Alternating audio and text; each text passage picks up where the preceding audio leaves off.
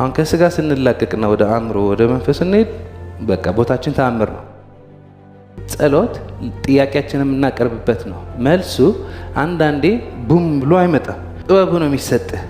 ያ ነገር ለማድረግ የሚያስፈልግህ ጥበብ ይሰጣል። አንድ ነገር በዛ ደረጃ ስትወደው ማን ነው የሚመልስህ? ልትወርድ ትችላለህ፣ ልትሳሳት ትችላለህ፣ የተለያዩ ነገሮች ሊያጋጥሙ ይችላሉ። ከዋናው መስመሩ ግን በቃ አትወጣም። ከዋናው መስመሩ በምንም ተአምር አትወጣም። ምክንያቱም የሰው ልጅ ሲፈልግ ተአምረኛ ነው። ሰው የሚያደርገው አእምሮ ነው። አእምሮአችን ነው ቅዱስ ስጦታችን። መንፈሳዊና አእምራዊ አካላችን ነው ቅዱስ ስጦታችን። እኛ የፈጠርነው ማህበረሰብ ለአእምሮና ለመንፈሱ የረሳ ለስጋው የተገዛ ማህበረሰብ ነው። አሁን ከስጋ ስንላቀቅና ወደ አእምሮ ወደ መንፈስ እንሄድ በቃ ቦታችን ተአምር ነው። አሁን ደመ ነፍስ የአእምሮ መሳሪያ ከስጋ የተለየ ነው። 6 የአእምሮ መሳሪያዎች። የመጀመሪያ የአእምሮ መሳሪያ ማስታወስ ይባላል። ሁለተኛ ማሰብ፣ ሶስተኛ እይታ፣ አራተኛ ምናብ፣ አምስተኛ ትኩረት፣ ስድስተኛ ደመ ነፍስ የአእምሮ መሳሪያ ነው የሚባለው። ይህ የጠየቀኝ የአእምሮ መሳሪያ ደመ ነፍስ ይባላል። ስሙ ስታዩት 2 ባህሪ ነው ያለው። ደመ ነፍስ በእንግሊዝኛ ኢንቱዊሽን ይባላል። ኢንቱዊሽን ማለት ኢን ማለት ውስጥ፣ ቱዊሽን መማር ነው መረዳት፣ ከውስጥ የሚመጣ መረዳት። ታስ ኢንቱዊሽን። ኢንቱዊሽን ማለት ውጭ ምንም ነገር ሳታይ ከውስጥህ የምትገነዘበው መረዳት ነው። በአማርኛ ስንመጣ ደመ ነፍስ፣ የደመ ነፍስ ባህሪ የተወሰነ ባህሪው ደም ሆኖ ስጋ ሆኖ የተወሰነ ባህሪ መንፈስ ነው። ሰው የሚያደርገው ጸጉሩና አፍንጫው አይደለም።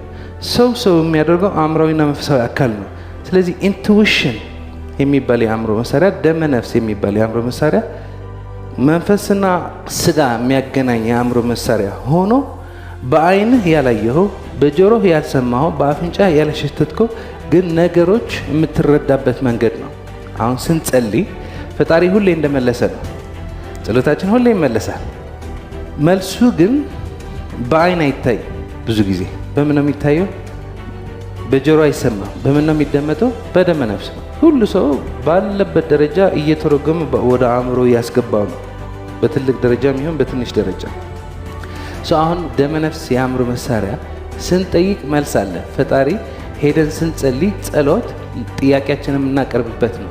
መልሱ አንዳንዴ ቡም ብሎ አይመጣም። ፈጣሪ መኪና ስጠኝ ብለህ ሲኖትራክ መጥቶ ቡም አይልም ከሰማይ። አንዳንዴ መልሱ ጥበቡ ነው የሚሰጥህ። ያ ነገር ለማድረግ የሚያስፈልግህ ጥበብ ይሰጣል። ያ ነገር ለማድረግ የሚያስፈልግህ ማስተዋል ይሰጣል። ያ ነገር ለማድረግ የሚያስፈልግህ ሰው ይሰጣል። ግን ስለማታዳምጥ መልአክ መጥቶ ቢጮህበት ብዙ ሰው አይሰማም። ስለዚህ ስትጠይቅ ማለት ነው ምን ማድረግ አለብህ? ማዳመጥ። የሆነ መልእክት ይመጣልሃል። በዚህ መንገድ ሂድ፣ በዚህ መንገድ ሂድ። ፓራዳይም ይቅርብህ ነው። ተኛ፣ አይሳካልህም፣ ቀርቶብሃል። ስለዚህ ደመነፍስ ተፈጥሮ መንፈሳዊ ስለሆነ የአሁን ጥያቄ ለመመለስ ደመነፍስ መጠቀም ትችላለህ። አሁን ወደ እኔ የሚመጣው ያለ መልስ ፓራዳይሜ ፋብሪኬት ያደረገው ሰበብ ነው ወይስ ቅዱስ የሆነ ድምፅ ነው የምሰማ ያለሁ ብለህ መጠየቅ ትችላለህ።